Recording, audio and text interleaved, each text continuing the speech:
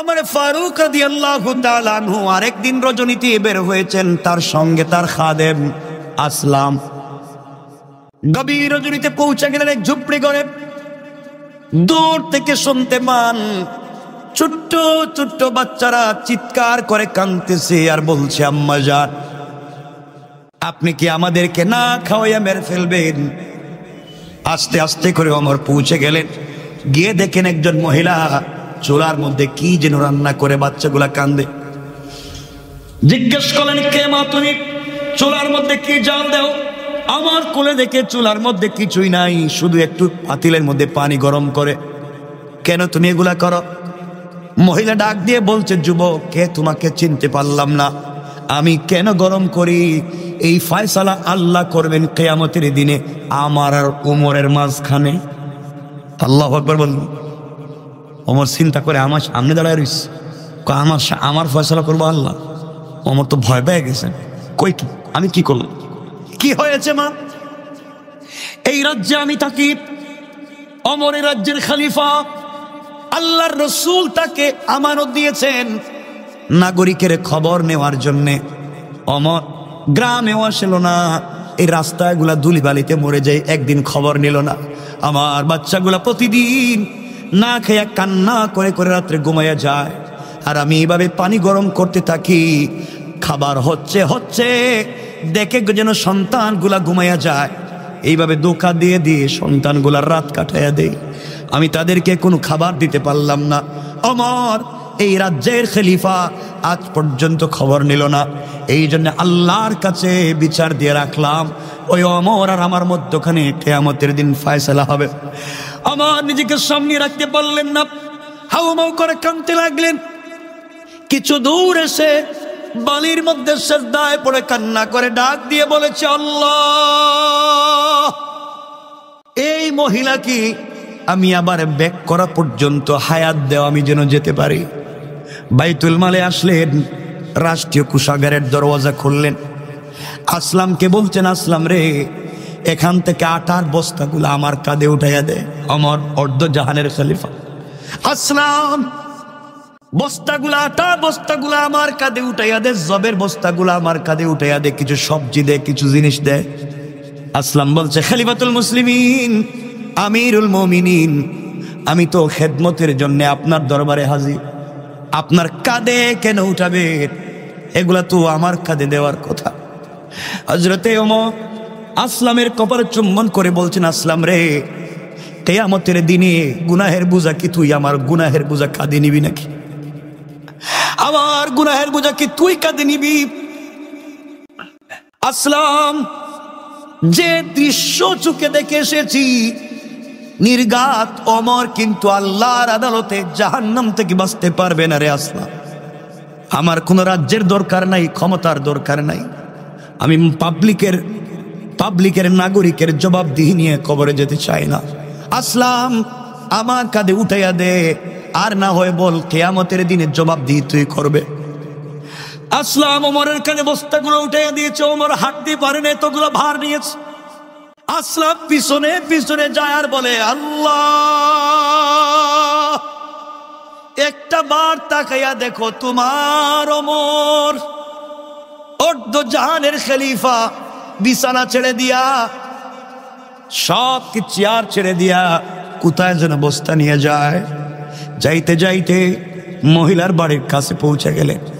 গিয়ে বলছেন, মহিলা এই ঝুপড়ি ঘরের কাছে পৌঁছে গেলেন, গিয়ে বললেন, মারে তুমি বসো, আমি রান্না করি। মহিলাকে বসায়া দিলেন, নিজের হাতে রুটি তৈরি করলেন, নিজের হাতে রুটি বানালেন, নিজের হাতে গোশতগুলা বোনা করলেন, সন্তানগুলাকে ঘুম থেকে উঠালেন, আর নিজের হাতে তাদেরকে খাইয়ে দিলেন। বাচ্চাগুলাকে নিজের হাতে খাইয়ে দিয়া, তাদের ঘরে সবকিছু দেয়া, বাচ্চাগুলাকে নিজের মাথায় হাত বলে বলছেন, তোমরা আমার জন্য দোয়া করবে, আমার জন্য দোয়া করবে। মহিলা চিৎকার করে কাঁদতেছে আর বলতেছে, যুবকরে তোমাকে চিনলাম না, ওমরকে যদি খলিফা না বানাইয়া আল্লাহ তোমাকে খলিফা বানাইতো, আল্লাহ যদি তোমাকে খলিফা বানাইতো, এর চাইতে বড় চাওয়া পাওয়ার পৃথিবীতে আর ছিল না। আমার চিৎকার করে বলছেন, মা এই কাগজটা হাতে নেন, আগামীকালকে আপনি ওমরের দরবারে যাবেন, ওখানে আমি থাকব, আপনার সব বিষয়গুলো আমি দেখব। এই বলে মহিলার কাছ থেকে বিদায় নিয়া বাচ্চারা হাত উঠে দোয়া করে আর বলছে, আল্লাহ, বাপ নাই, যেই যুবকটা আমাদেরকে আজকে নিজের হাতে খাইয়ে দিয়া 2-3 মাসের খাবার দিয়া গেল, আল্লাহ এই যুবকটাকে আল্লাহ রসুলের সঙ্গে জান্নাত দিবা। পরের দিন সকালবেলা মহিলা তার 2-3টা বাচ্চাকে নিয়ে অমরের দরবারে চলে গিয়েছে। অমরের দরবারে গিয়ে দেখে যেই লোকটা অমরের চেয়ারে বসা, সেই লোকটা গতকালকে কান্দে করে বস্তা নিয়ে গেছে। পাবলিকের জিজ্ঞাসা করে, বলো রে এই লোকটাকে? মহিলাকে সবাই বলছেন এর নামই তো আমাদের খলিফা। মহিলা চিৎকার করে কান্দে আর বলো, তোমরা আমারে বাঁচাও, কালকে এই যুবকের সঙ্গে যে খারাপ ব্যবহার করেছি আর বলে দিয়েছি, অমরের সঙ্গে যে খারাপ কথা বলেছি, অমরকে আল্লাহর আদালতে দাঁড় করাতে চাইলাম, সত্যি যুবকটা তো অমর ছিল। অমর আস্তে করে মহিলাকে কাছে নিলেন, নিজের চেয়ার ছেড়ে দিলেন, বসায় দিলেন চেয়ারে, হাতের মধ্যে চাবুক দিলেন, চাবুক দিয়া বলছেন, মা ঠিক মতো তোমার খবর নিতে পারি নাই। অমর, কেন আগে তোমার খবর নিতে পারলাম না? চাবুক তোমার সামনে রেখে দিলাম, যতক্ষণ মন চায় পিঠটা আমি খুলে দিলাম, পিটাইয়া রক্তাক্ত করে তুমি প্রতিশোধ নিবা। এরপর আমি অমরকে কিয়ামতের দিনে আল্লাহর আদালতে আসামি বানাইও না। মা, চাবুক দিয়া যতক্ষণ মন চায় আপনি আমাকে আঘাত করেন, নির্যাতন করেন, অমর কেন আপনার খবর ঠিক মতো নিতে পারলো না? কিন্তু আল্লাহর আদালতে আমাকে বিপদে ফেলাইয়া দিয়েন না। মহিলা কান্দে আর বলে, অমর আমাকে ক্ষমা করে দিও। আমার বন্ধুগণ, লম্বা কত সংক্ষেপ করে বোঝাতে চাই, অমর কেমন মানুষ ছিলেন, আমাদের সোনালী অতীতগুলা কেমন ছিল, লিডারেরা কেমন আমানতদার ছিলেন, কেমন ভদ্র ছিলেন।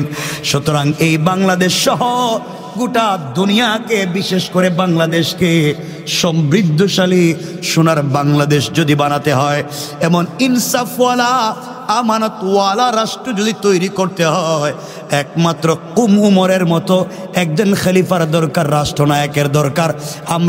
আমরা জুলুমের জায়গায় আরো জুলুম চাই না, আরেকজন আসবে আবার জুলুম করবে। আমরা সকল জুলুমের অবসান করে দিয়া এই জমিনে আল্লাহর দ্বীন কায়েম হয়ে যাক, চাই কোন ঠিক কিনা?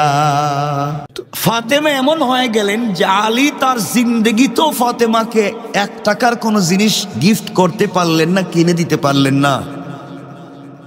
একদিন ওই ফাতেমা রসুলের পাকের ঘরে গিয়েছে। রসুল দেখেন হযরতে ফাতেমা বসে বসে নামাজ পড়তেছে, জোয়ান মানুষ। আল্লাহর নবী জিজ্ঞাসা করলেন, কলিজার টুকরা মেরে, কি এমন অসুখ হয়েছে মা? আমি তোমার বাবা বৃদ্ধ হয়ে গিয়েছি, এই বয়সেও বসে বসে সালাত পড়তে চাই না, দাঁড়িয়ে দাঁড়িয়ে পড়ি। মারে, এমন তোমার কি হয়েছে যার কারণে তুমি বসে সালাত পড়তে হয়? আল্লাহ রাব্বুল ইজ্জত ওয়াল জালাল বলে দিয়েছেন, মারে যতক্ষণ পর্যন্ত দাঁড়াবার শক্তি থাকে ততক্ষণ পর্যন্ত বসে সালাত পড়লে আদায় হবে না। ও মা, তুমি কি নিশ্চয় দাঁড়াতে পারো না? দাঁড়াবার কাজ দাঁড়িয়ে দাঁড়িয়ে করো, দাঁড়াবার কাজগুলা কিয়াম তুমি দাঁড়িয়ে করো। রুকু সেজদা দিতে যদি তোমার কষ্ট হয়, আল্লাহ রাব্বুল ইজ্জত ওয়াল জালাল বলে দিয়েছেন, হয়তো বসে পড়ো, একেবারেই নিচে বসে পড়ো, অথবা পাটা পশ্চিম দিকে করেও সালাত পড়ো, শুয়ে শুয়ে পড়ো, অথবা ইশারায় পড়ো। এরপরও সুস্থ থাকতে বসে সালাত পড়লে রব কবুল করবে না। মা, তুমি কেন বসে সালাত পড়ো আমি জানতে চাই। হযরতে ফাতেমা চোখের পানি ছেড়ে ডাক দিয়া বলেছেন, আব্বা, বসে সালাত পড়ি কেন তুমি আমাকে বলে দিয়েছো, আমার কাছে জানতে চাও আমি মা তোমার বসে কেন সালাত পড়ি? বাবা, এই পৃথিবীতে স্বামীর ঘরে যেদিন চলে যায়, ওই দিন আপনি আমাকে জানিয়ে দিয়েছিলেন ফাতেমা, আলীর হাতে তোমাকে উঠিয়ে দিয়েছি, কিয়ামত পর্যন্ত স্বামীর ব্যাপারে কোনো নালিশ যেন শুনতে না পারি। আপনি বলেছেন বাবা আপনার কথা তো আমার শিরোধার্য মানতে হবে। ও বাবা, আজ পর্যন্ত তোমার কাছে আলীর ব্যাপারে কোনো কথা বলি নাই।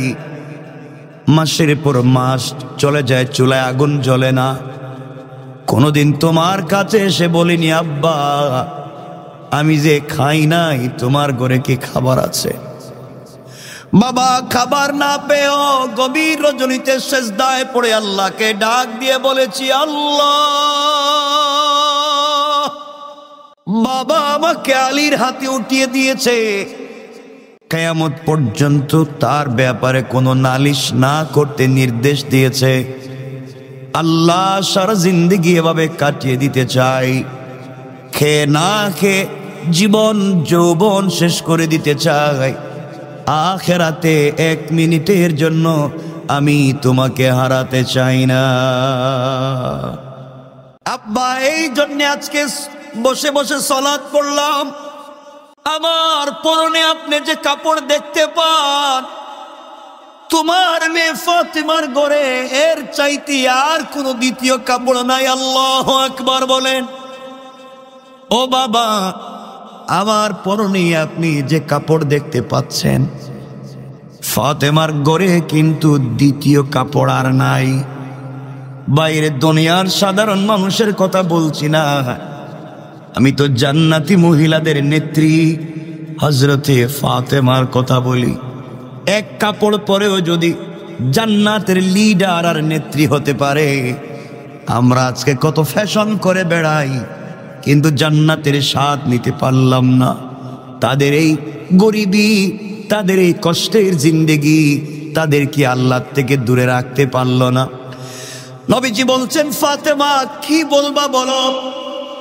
ফাতেমা বলছেন আব্বা এই কাপড়ে কয়েকটা ছিদ্র আছে, কয়েকটা কাটা ছেঁড়া আছে, আমি যদি দাঁড়িয়ে নামাজ পড়ি ওই ছিদ্রগুলো আপনার চোখে পড়ে যাবে, কাপড় যে আমার ছেঁড়া এটা আপনার চোখে পড়ে যাবে। এই চোখে পড়ে যাওয়ার কারণে যদি আমার স্বামীর ব্যাপারে আপনার দিলে কোনো খারাপই কষ্ট চলে আসে, আমার শরীরের কাপড় ছেঁড়া এইটা দেখে যদি আমার স্বামী সম্পর্কে আপনার কোনো ভুল ধারণা তৈরি হয়ে যায়, এই জন্যে আমার ছেঁড়া কাপড় যেন আপনার চোখে না পড়ে, এই জন্য আমি বসে বসে সালাত পড়লাম। আল্লাহু আকবার। বাবা এভাবেই জীবন কাটিয়ে দিতে চাই, এরপরেও স্বামী সম্পর্কে তোমার কাছে কোনো কথা বলতে চাই না। কারণ বাবা স্বামী আমাকে ঠিকমতো খাবার দিতে পারলো কিনা, আমাকে কাপড় দিতে পারলো কিনা, আমাকে ভালো করে রাখতে পারলো কিনা, জিন্দেগিতেও তোমার কাছে কোনো কষ্টের কথা বলতে চাই না। কারণ রব যদি আমাকে এভাবে রেখেই খুশি হয়ে যায়, রব যদি দুনিয়ার জমিনে আমাকে এভাবে রেখে যদি খুশি হয়ে যায়, দুনিয়ার জমিনে এভাবে কাটাইয়া দিতে চাই বাবা, আখিরাতে কিয়ামতের দিনে আমি বাবার কাছ থেকে আলাদা থাকতে চাই না। আল্লাহু আকবার। আল্লাহর নবীজি সিজদায় পড়ে আল্লাহকে ডাক দিয়া বলছেন আল্লাহ আমার মেয়ে তোমাকে বুঝতে পেরেছে।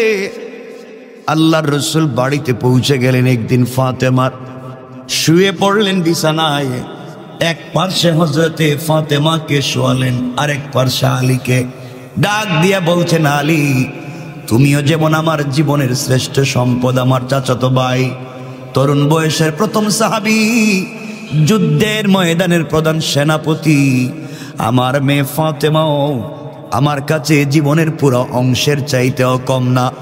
আজ আমি একজনকে আমার ডান পার্শ্বে, আরেকজনকে আমার বাম পার্শ্বে শোয়া দিলাম। দুনিয়ায় তোমরা এভাবে থাকবা, আখিরাতে জান্নাতেও আমরা এভাবে একসাথে থাকতে চাই। আল্লাহু আকবার বল। কি ছিল তাদের আদর্শ, কি ছিল তাদের আদর্শ।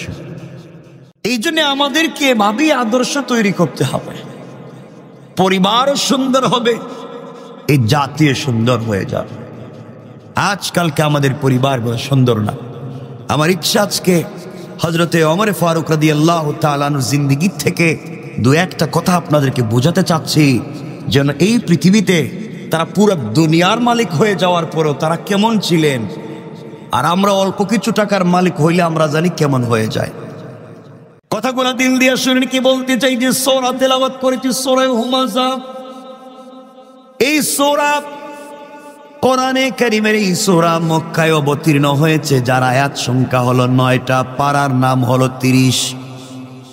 এই সূরায় কোনো সেজদার আয়াত নাই, রুকু হলো একটা, সূরার সিরিয়াল হলো 104। এই সূরা হুমাযা আল্লাহ রাব্বুল ইজ্জতুল জালাল বলছেন ওয়াইলুল লিকুল্লি হুমাযাতিল লুমাযা।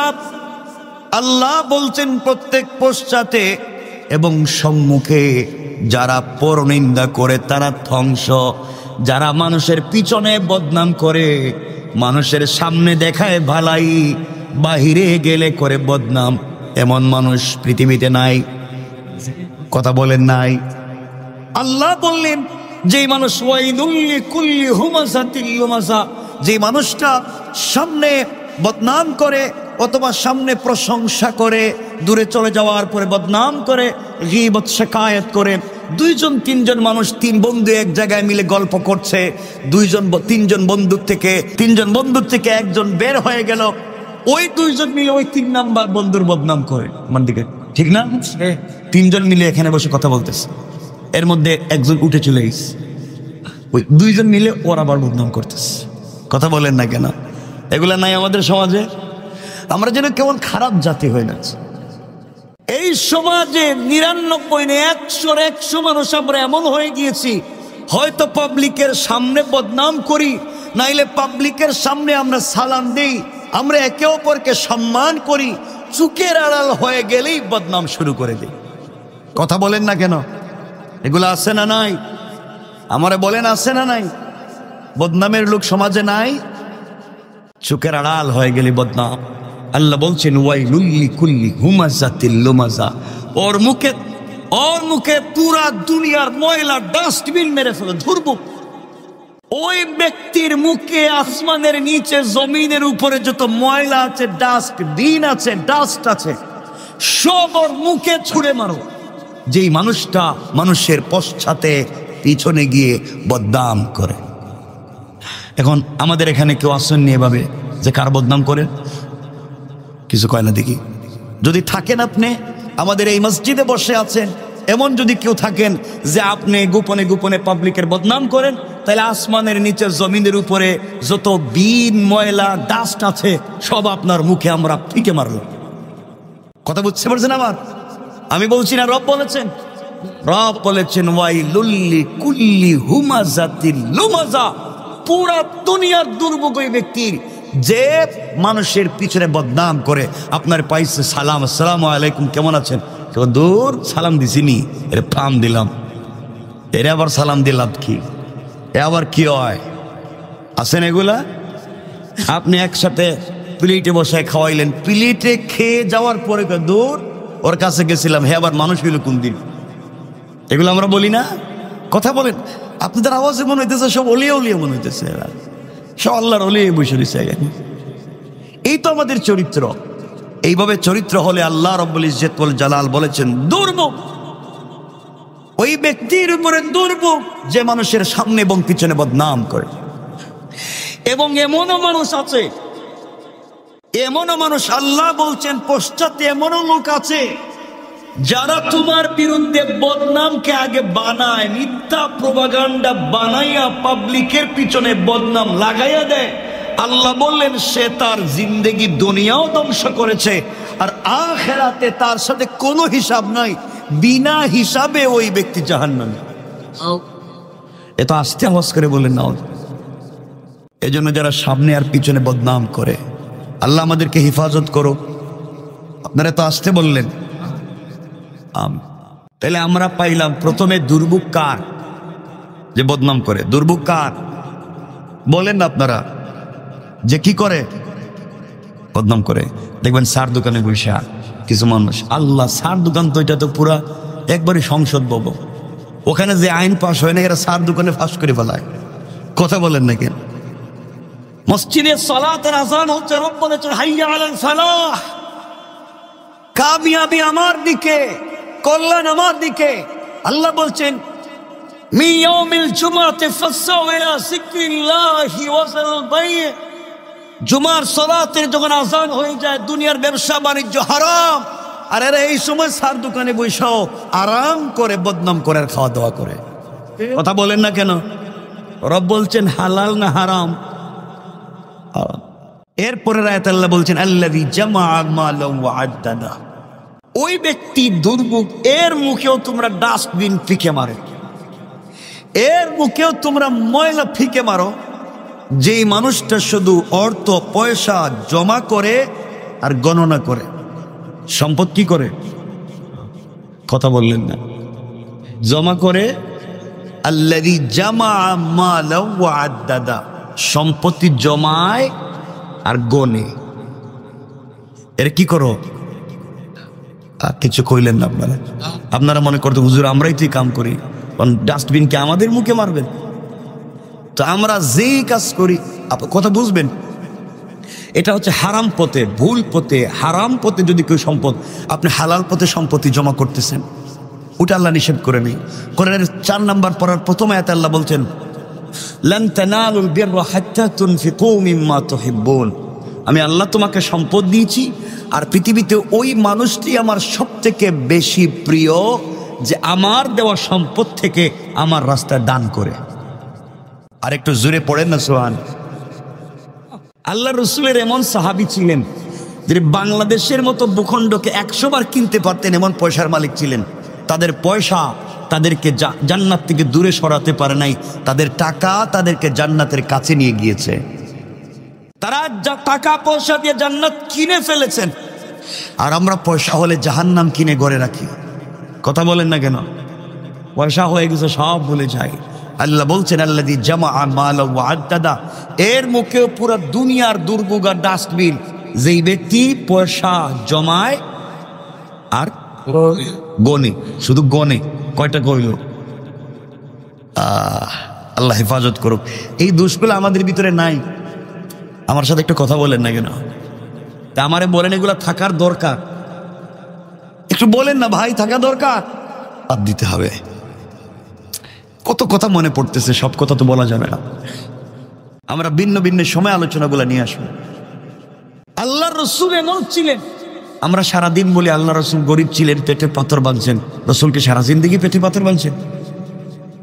আল্লাহ রসুলের পয়সার অভাব ছিল না, হাজার হাজার কোটি টাকার মালিক ছিলেন আমার রসুল, কিন্তু তিনি সম্পদ জমাও করতেন না, গণনাও করতেন না। যখনই তার কাছে সম্পদ আসতো, সন্ধ্যায় আসলে ফজরের আগে তিনি বন্টন করে শেষ করতেন, সকালের সম্পদ আসলে সন্ধ্যার আগে বন্টন করে শেষ করে দিতেন। সুবহানাল্লাহ।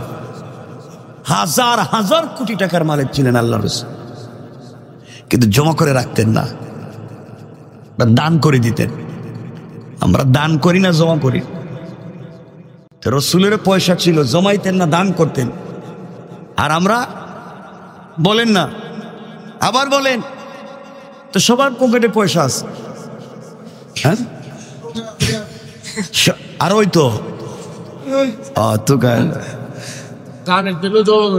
এই যে আমরা এই যে মসজিদে যদি বলি ভাই আল্লাহর রাস্তায় একটু মসজিদে পয়সা দিয়েন, ও হুজুর আজকে তো ছেঁড়া পয়সা নাই পকেটে, ছেঁড়াটা হইলে মসজিদে দিত। দিল করে আমরা দিতে পারি না, দিল করে দিতে পারি না। অথচ আল্লাহ রসুল কখনো মসজিদের জন্য, কখনো জিহাদের জন্য যখন বলতেন পয়সা দাও, ওই একদিন বলছিলেন আল্লাহ রসুল একবার যে পয়সা দেও, পয়সা নাই, যুদ্ধ হবে চান্দা দেও, মসজিদ হবে চান্দা দেও। হযরতে আবু বকর গড়ে যা পাইছে, থালা বাটি বাসন কাপড় সব গাট্টি গুল করে রসুলের সামনে হাজির করে দিস। এই আওয়াজে না আরো জোরে বলেন সুবহানাল্লাহ। সব দিয়ে দিস। হযরত ওমর সম্পদের অর্ধেক দিয়ে দিস। আপনি চিন্তা করতেছেন অর্ধেক মানে আমার বাড়ির 4টা কি খুঁটে দিয়ে দিন? এত কিছু দিতে তো কই নেই। পকেটের পয়সাটা দিলে হযরত ওসমান সম্পদের 3/1 দিয়ে দিয়েছেন। নারীরা নাকের ফুল, কানের দুল, হাতের ব্রেসলাইট সব আল্লাহ রসুলের হাতে উঠাইয়া দিয়েছে। এটা আসতে বললেন, কিন্তু আমরা দিতে পারি না। আমি যদি বলি সব দেন, দেখবেন ওই যে খুঁজতেছে সুডো গুলতা বসে গুনতেছে, সুডো গুলতা এটা দিন বলছে। কষ্ট পাইলেন আমার কোথায়? আমরা একটু মনোযোগ দিয়ে শুনেন কি বলতে। কথা যেহেতু মনে হইস, এই কথাটা বলে দিতে আমার আলোচ্য বিষয় না, আমি আলোচ্য বিষয় অন্য জায়গায়। কথা যেহেতু মনে পড়েছে দিল দিয়া শোনেন। আমরা ঘটনার দিকে যাব না। আল্লাহর রাসূল চাঁদা কালেকশন করতে লাগলেন, দাও পয়সা, জিহাদ যুদ্ধ হবে। যুদ্ধের ফান্ডে কিছুই নাই। সকল সাহাবীরা নিজের মতো করে দিতে লাগলেন, যে যা পারেন দিতে লাগলেন। মহিলারা নাকের ফুল, কানের দুল সব খুলে খুলে দিতে লাগলেন। ব্রেসলাইট, গড়ে যা আছে সব আল্লাহর রসুলের হাতে উঠাইয়া দিতে লাগলেন। দেখা যায় যুদ্ধের ময়দানে আল্লাহর রসুলের হাতে কোনোভাবেই নারীরা পিছনে না, পুরুষেরা যা দিচ্ছে নারীরাও কাঁধে কাঁধ মিলিয়ে তা দেওয়ার চেষ্টা করল। একজন মহিলা ওই জায়গায় বসেছিলেন, চোখ বন্ধ করে চোখের পানি ছেড়ে কান্না করে ডাক দিয়া বলেছেন, আল্লাহর রাসূলের হাতে যে যা পারে তা দিয়ে দেয়, আমার কাছে যে কিছুই নেই আল্লাহ, তুমি যে আমাকে কিছুই দিলা না। এই কথা বলে চোখের পানি ছেড়ে বাড়িতে পৌঁছে গেলেন। ঘরের ভিতরে গিয়ে দেখেন এক টুকরা রুটি আছে মাত্র, ইফতার করবার মতো এক টুকরা রুটি আছে, আর কিছুই নাই। তার ঘরে কোনো সম্পদ নাই। বিছানার উপরে তার একটা ছোট্ট বাচ্চা আছে, ওটাকে কুলে উঠাইয়া নিলেন। দৌড়াইয়া রাসূলের দরবারে যাওয়ার জন্য পরিশান হয়ে গেলেন। রাস্তায় গিয়ে আবু বকরের সঙ্গে দেখা। আবু বকর বলছেন, মহিলা দৌড়াও কই? মহিলা বলছেন, আবু বকর আজ আমাকে বাধা দিও না, আমি আল্লাহর রসুলের কাছে যাই। সেরা কাপড়, কুলে ছোট্ট বাচ্চা। আবু বকর চিন্তা করেছে ওই মহিলা বোধহয় আল্লাহর রসুলের কাছে কোনো জিনিস চাইতে যায়, ভিক্ষা চাইতে যায় অথবা পয়সা চাইতে যায়। আবু বকর বলছেন, বোন রে, গিয়ে কোনো লাভ নাই। আজ আল্লাহর রাসূল তোমাকে কোনো জিনিস দিতে পারবে না, কারণ নবীজি তো সাহাবীদের কাছে হাত পেতে বসেছেন। মহিলা বলছেন, আবু বকর রে, আমি আল্লাহর রাসূলের কাছে কোনো জিনিস চাওয়ার জন্য আজকে যাই না, আমি যুদ্ধের ময়দানে আমার রাসূলকে সহযোগিতা করবার জন্য চলে যাই। আল্লাহু আকবার। আমার বন্ধুগণ, এক পর্যায়ে কিছু দূর যাওয়ার পরে ওমরের সঙ্গে দেখা। ওমর বলছেন, মহিলা দৌড়াও কই? আল্লাহর রাসূলের কাছে যাই, গিয়ে কোনো লাভ নাই, রাসূল তোমার জন্য কোনো সহযোগিতা করতে পারবেন না, কারণ নবীজি হাত পেতে বসেছেন সাহাবায়ে কেরামের সঙ্গে। সামনে ডাক দিয়ে বলছে, আমি রাসূলের কাছে কিছু চাওয়ার জন্য যাই না, আমি যাই আল্লাহর রাসূলকে সহযোগিতা করবার জন্য। কথা সংক্ষেপ। এক পর্যায়ে সাহাবীদের ভিড় ঠেলে আল্লাহর রাসূলের সামনে মহিলা পৌঁছে গেলেন। মহিলা পৌঁছে যাওয়ার পর সবাই মনে করেছে পাগল, ভিক্ষা চায়। আল্লাহর রাসূল বলছে, তুমি ভিড় ঠেলে কেন এসেছ? আজ আমি তোমাকে তো কোনো সহযোগিতা করতে পারবো না।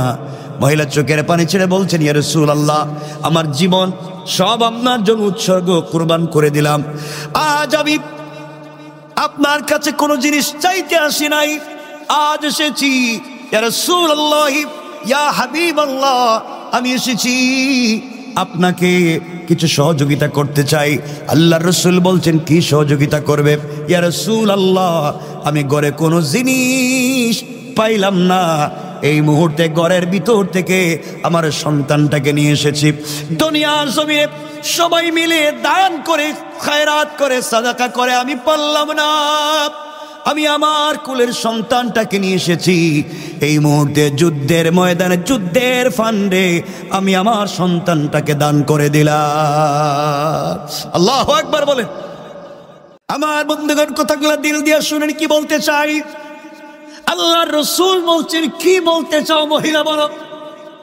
ডাক দিয়ে বলছেন, ইয়া রাসূলুল্লাহ, আপনার কাছে বলতে চাই,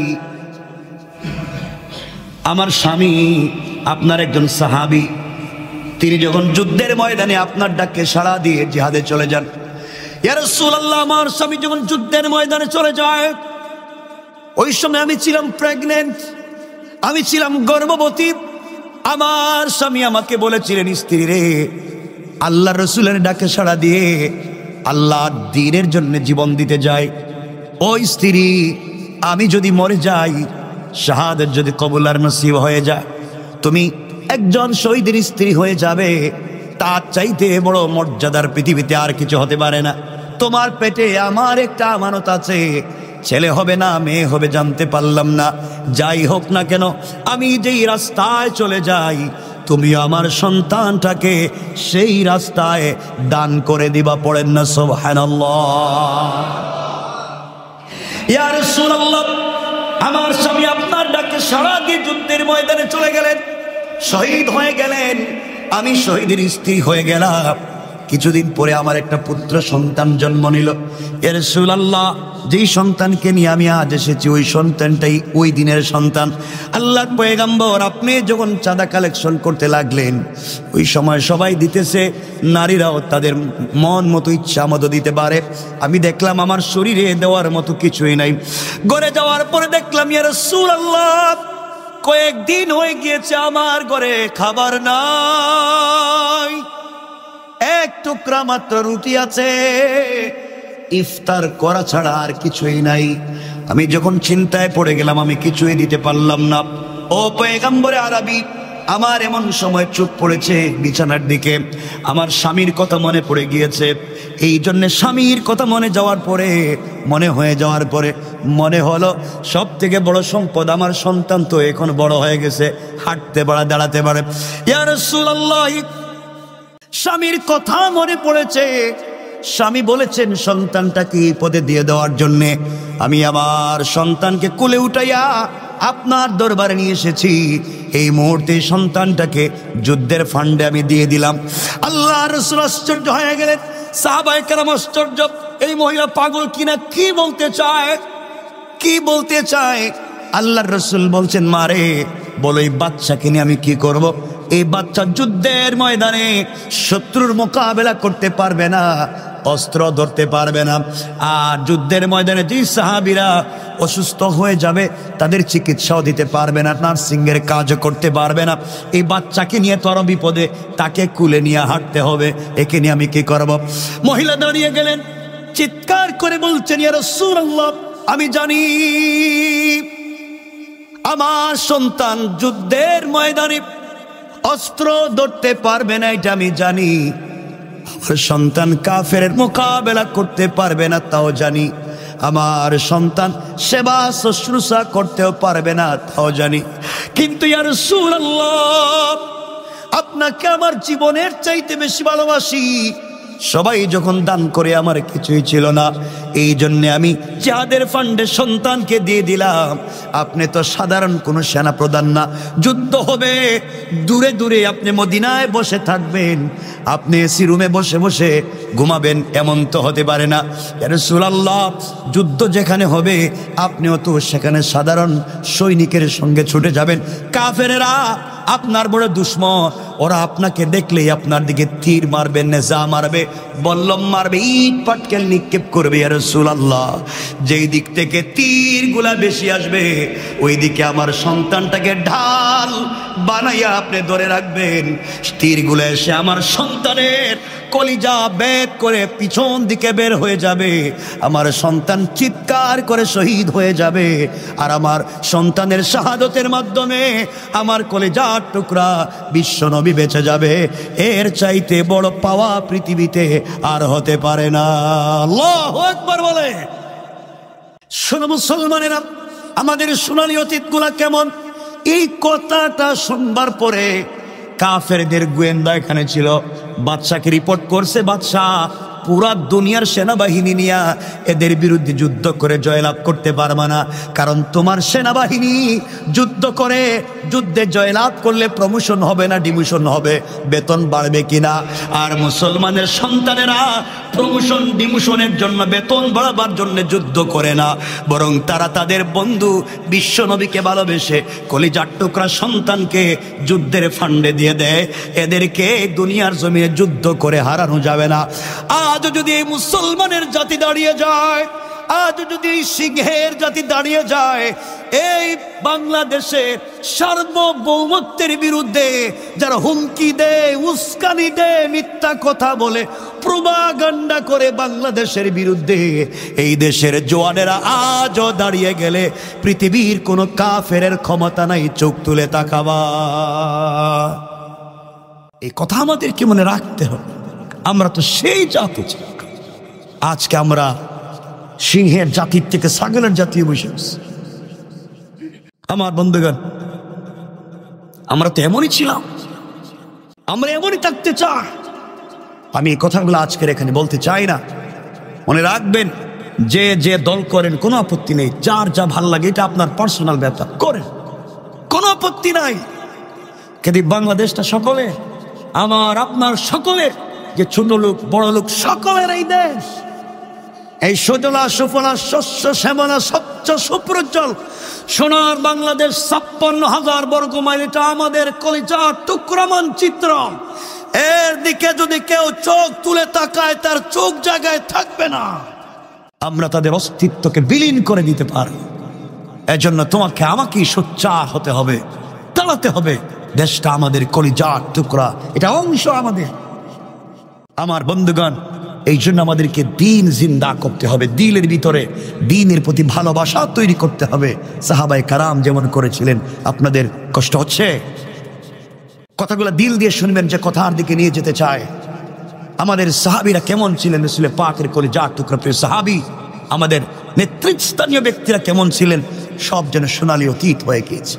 তারা ইনসাফ কায়েম করেছে। সাহাবায়ে কেরাম জিন্দেগিতে ইনসাফ কায়েম করেছেন, পুরা জিন্দেগিতে ইনসাফ কায়েম।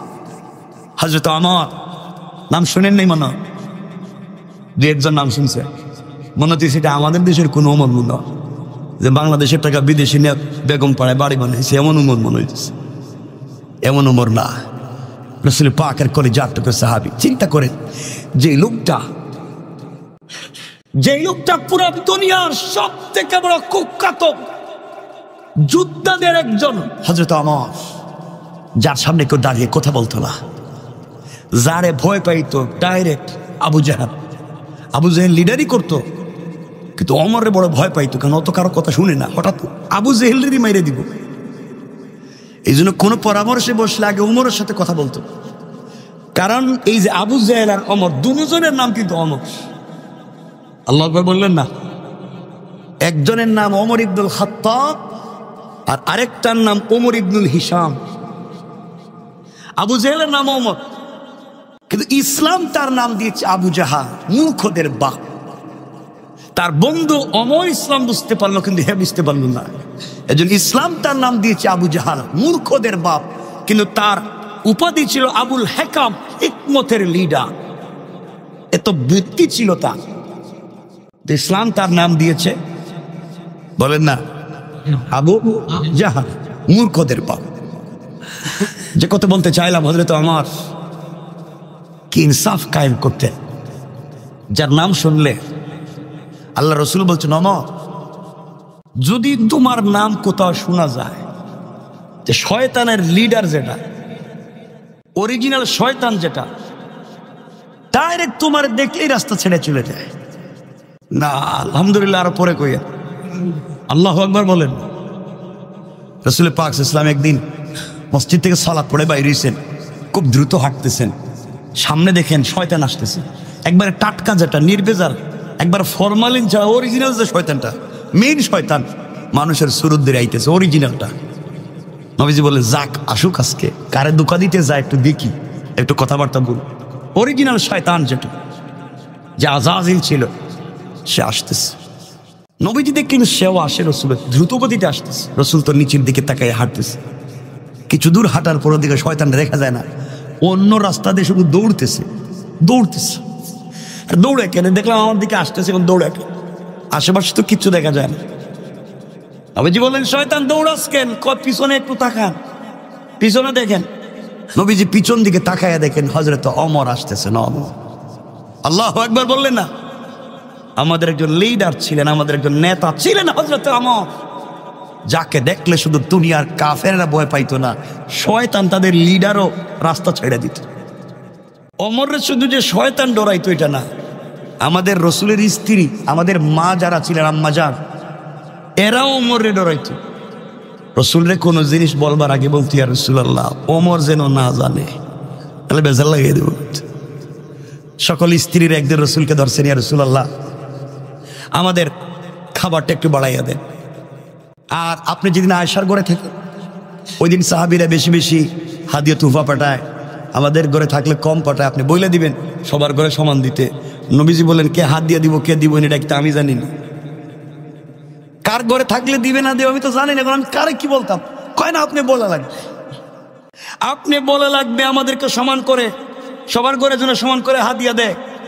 নবীজি বলেন আমি তো পারবো না।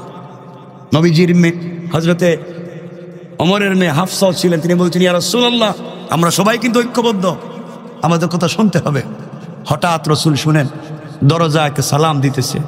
নবীজি বুঝলেন হযরত ওমর, দরজা খুলে দিলেন, পিছনে তাকিয়ে দেখেন স্ত্রী একজনও নাই, আল্লাহ সব ভিতরে। ওমর এসে বলছেন ইয়া রাসূলুল্লাহ আমি কার কথা শুনলাম, আমার মেয়ে। ভিতর থেকে মেয়ে বলতেছেন আম্মা জান হাফসা, বাবা আমি কিছু কই নাই, আমরা কিছু কই নাই, রসুল যা দিবে তাতেও রাজি। ওমর বলছেন ইয়া রাসূলুল্লাহ এরা যদি উল্টা পাল্টা করে সব একসাথে তালাক দেন, আল্লাহ আপনার জন্য এর চাইতে ভালো ভালো নারী দুনিয়া রেখে দিয়েছেন, আল্লাহু আকবার।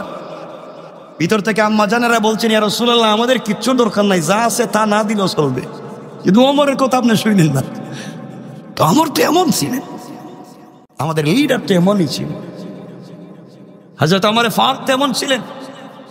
মদিনার মসজিদে জুমার খুতবা দিচ্ছেন ওমর, একদিন জুমার খুতবা, হঠাৎ করে জুমার মিম্বরে দাঁড়িয়ে বলছেন ইয়া সারিয়া আল জাবা, ও সারিয়া পাহাড়ের দিকে তাকাও, পাহাড়ের দিকে যাও, উপত্যকার দিকে নয় পাহাড়ের দিকে যাও। সাহাবায়ে কেরাম মসজিদের মুসল্লিরা চিন্তায় পড়ে গেল, ব্যাপার কি?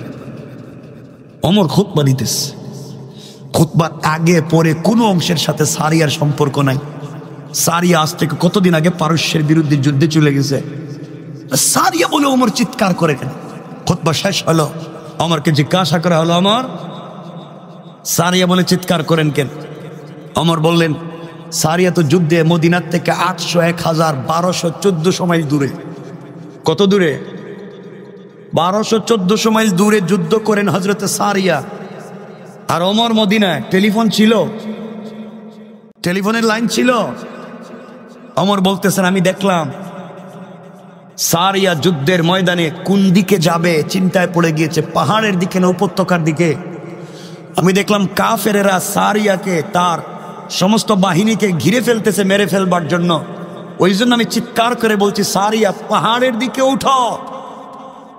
সাহাবায়ে কেরাম কয়েকজন চিন্তা করে দেখেন তো, পাগলামির তো একটা লাইন, 1400 মাইল দূরে যুদ্ধ করে আর উনি মদিনার মিম্বরে চিৎকার করে।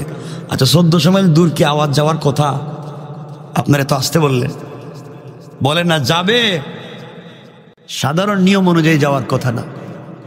মদিনার মানুষ চিন্তা করলো দূর, যা কইছে তো কইছে, আমরা একটু পরীক্ষা করে দেখি, কয়েকদিন পরে তো সারিয়া যদি সত্যি বিজয় লাভ করে তো আসবে। কিছুদিন পরে হযরতে সারিয়া বিজয়ী বেশে মদিনায় আসতেছেন।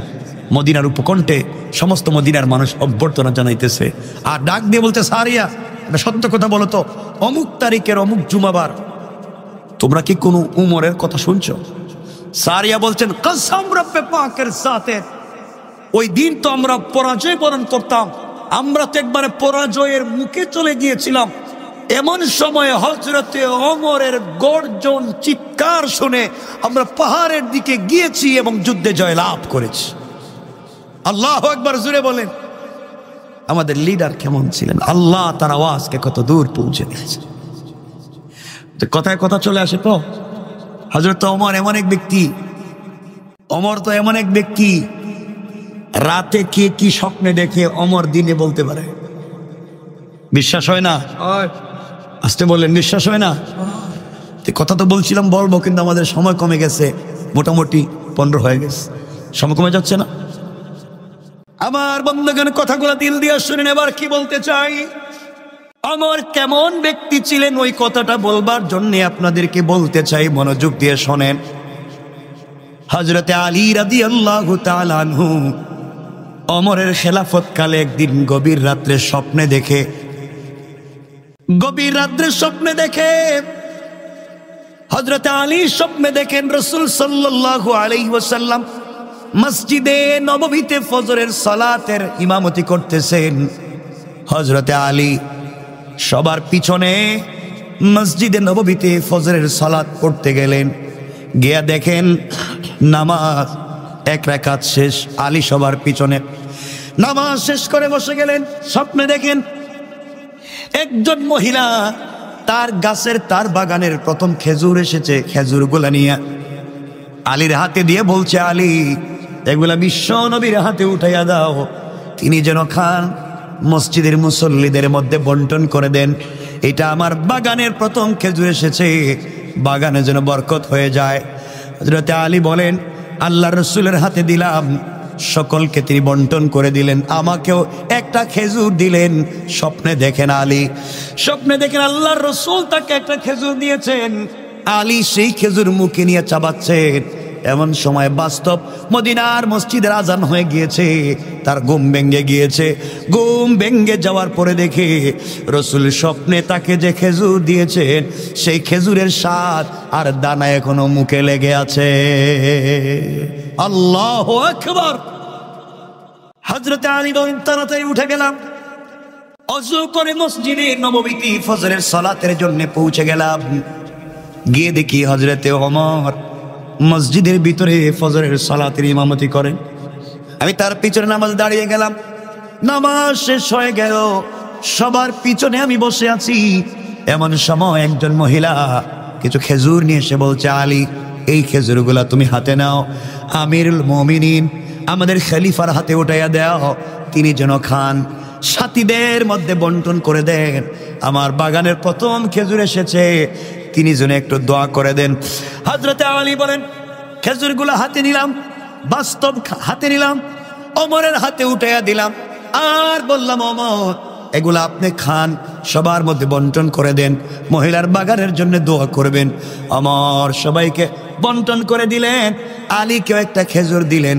আলী খেজুর মুখে নিয়ে বলছেন, ওমর রে, খেজুরের তো চমৎকার স্বাদ রয়েছে, আমাকে কি আরেকটা খেজুর দেওয়া যায় না? আমি আপনার কাছে আরেকটা খেজুর চাই। হযরত ওমর দাঁড়িয়ে গেলেন আর বলছেন, আলী শোনো, আল্লাহর রাসূল তোমাকে রাত্রে একটা খেজুর দিয়েছেন, আমি তোমাকে দুইটা দিতে পারি না।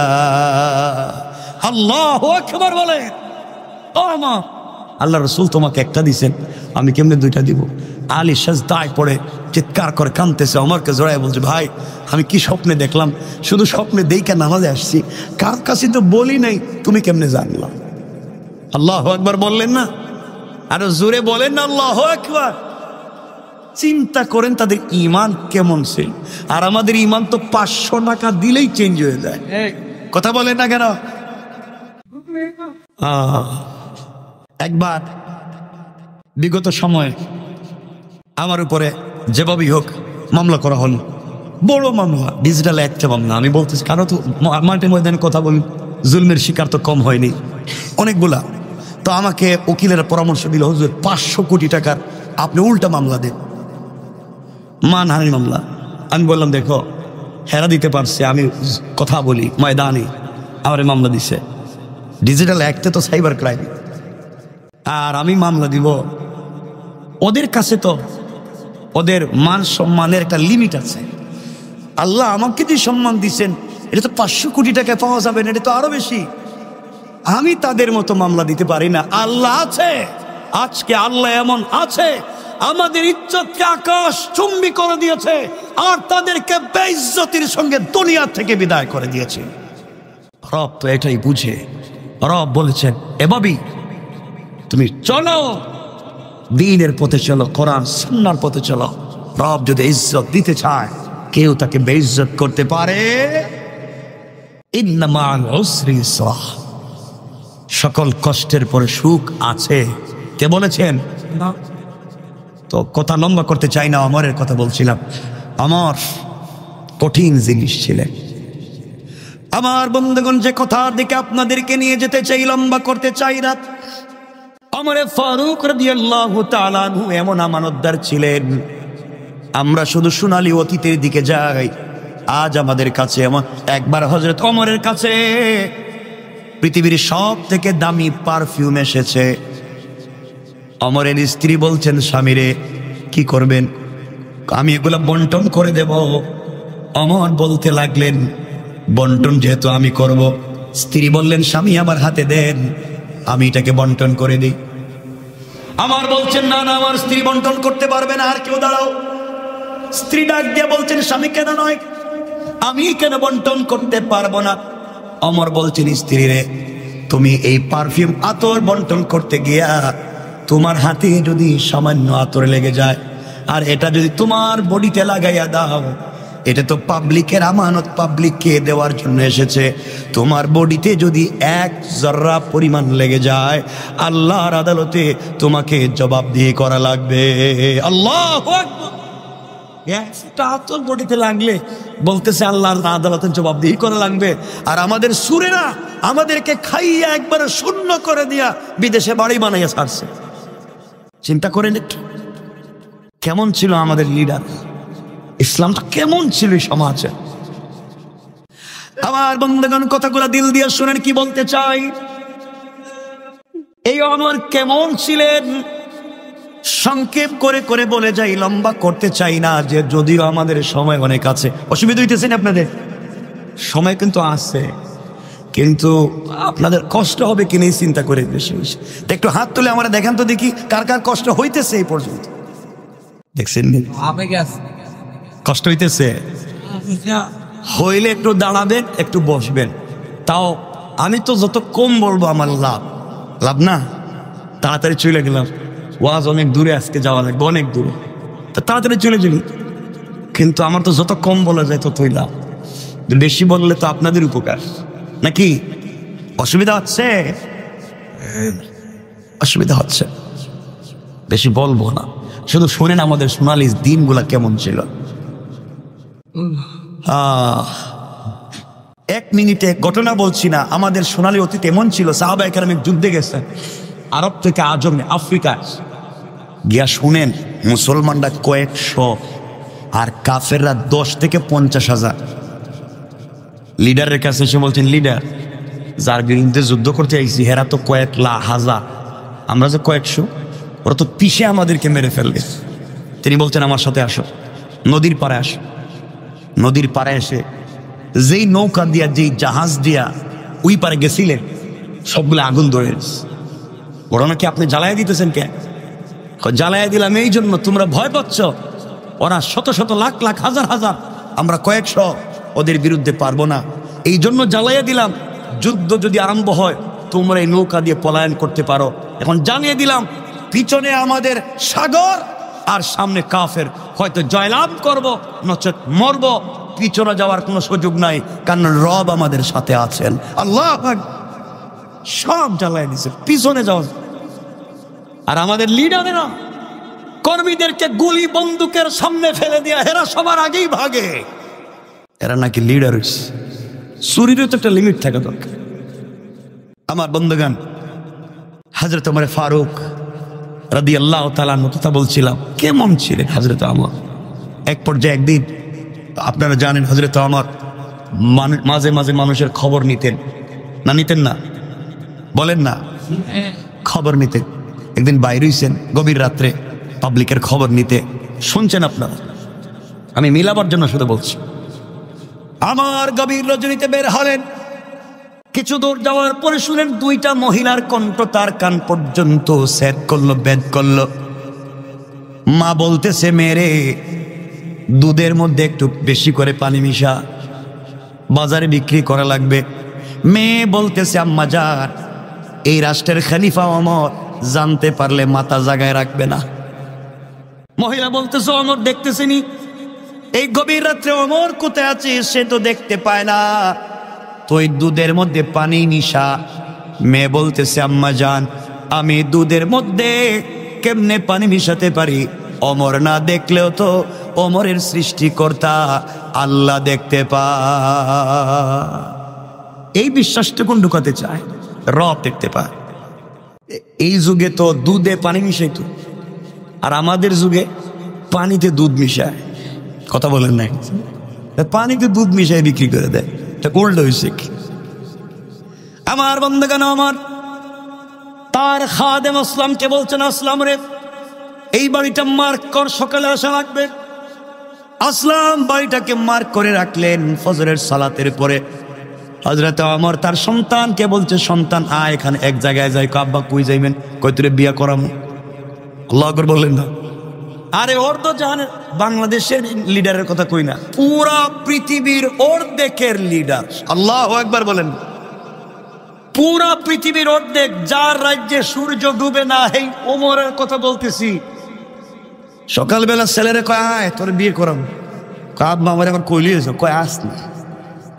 যাইতে যাইতে গভীর রাত্রে মরুভূমির সেই ভাঙ্গা ঝুপড়ি ঘরের দরজায় পৌঁছে গিয়েছেন। দরজা নক করে বলছেন, বলেন না এই ঘরের ভিতরে কে আছেন? মহিলা বের হয়েছে।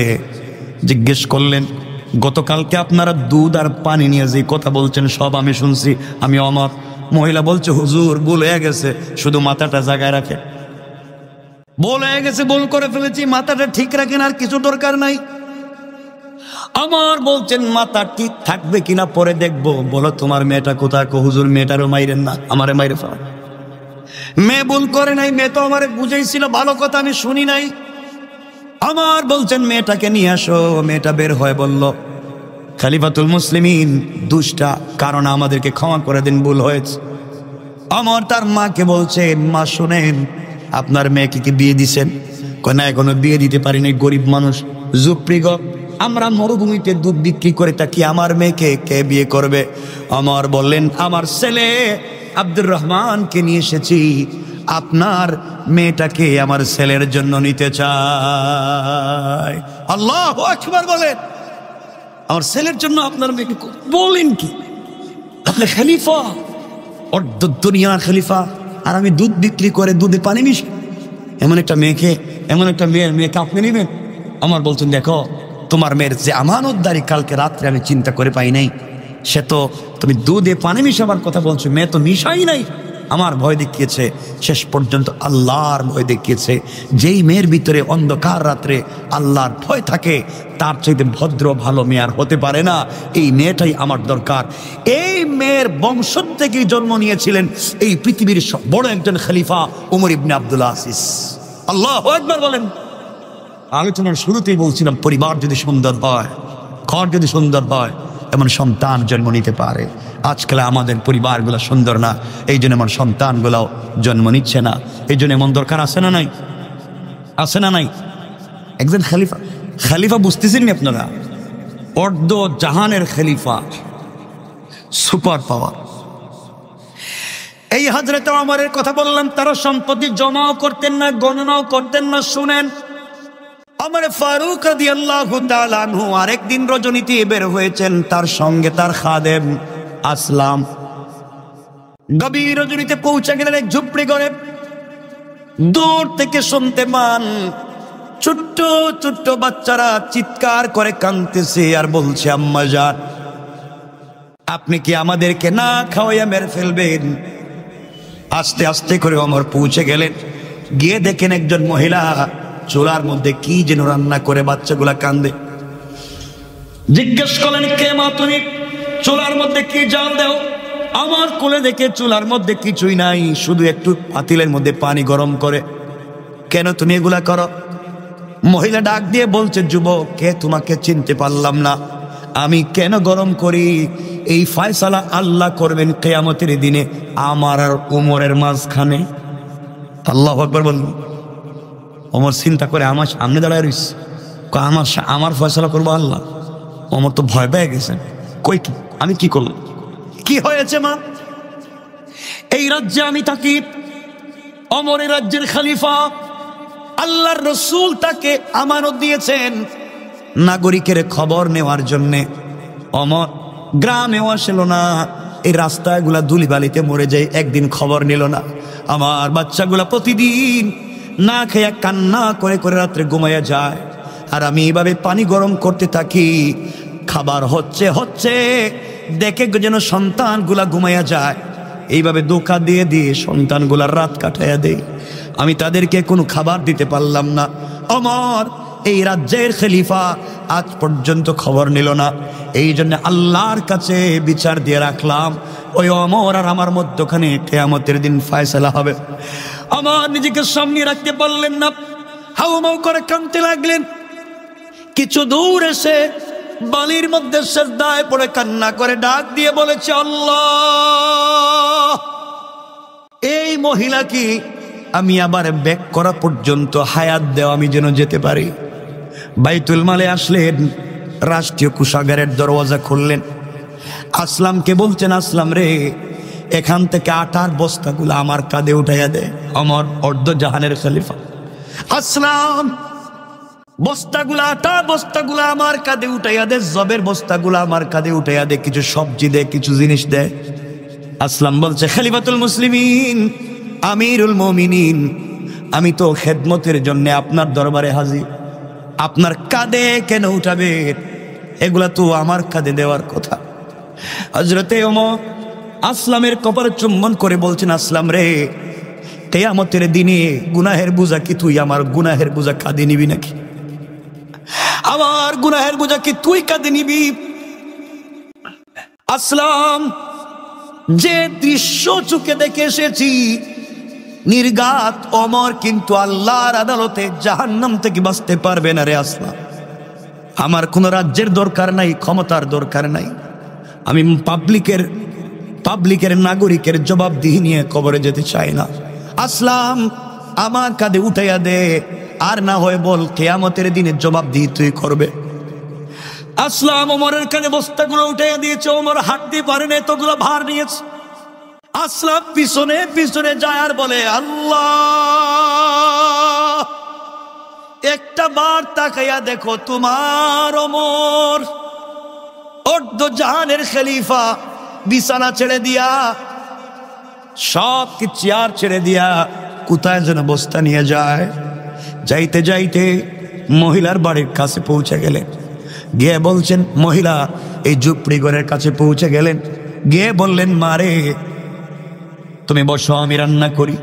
মহিলাকে বসায়া দিলেন, নিজের হাতে রুটি তৈরি করলেন, নিজের হাতে রুটি বানালেন, নিজের হাতে গোশতগুলা বোনা করলেন, সন্তানগুলাকে ঘুম থেকে উঠালেন, আর নিজের হাতে তাদেরকে খাইয়ে দিলেন। বাচ্চাগুলাকে নিজের হাতে খাইয়ে দিয়া, তাদের ঘরে সব কিছু দেয়া, বাচ্চাগুলাকে নিজের মাথায় হাত বলে বলছেন, তোমরা আমার জন্য দোয়া করবে, আমার জন্য দোয়া করবে।